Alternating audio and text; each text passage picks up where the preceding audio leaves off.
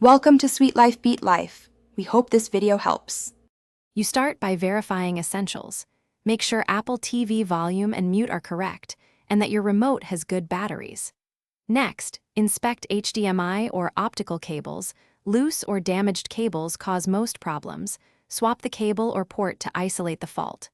Once done, restart Apple TV from Settings System Restart.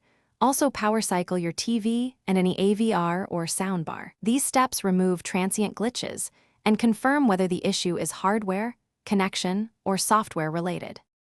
Once connections are good, dive into Apple TV's audio settings. Open Settings Video and Audio and confirm the correct audio output and format. Auto usually works, but force 16-bit or Dolby if your receiver supports them. Make sure HDMI-CC isn't interfering. Disable it temporarily to see if control handoff is the problem.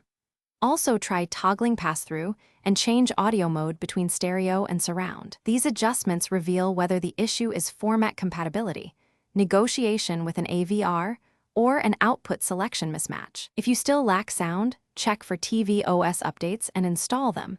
Apple issues audio fixes in software. Make sure your receiver and TV firmware are current too.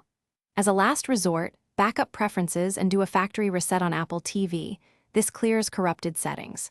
Once reset, reconfigure audio step by step. If problems persist, test Apple TV on a different TV or soundbar to determine whether the issue is the Apple TV, cables, or the external audio system. This single test often pins down the root cause. Thanks for watching. Consider subscribing if we helped you.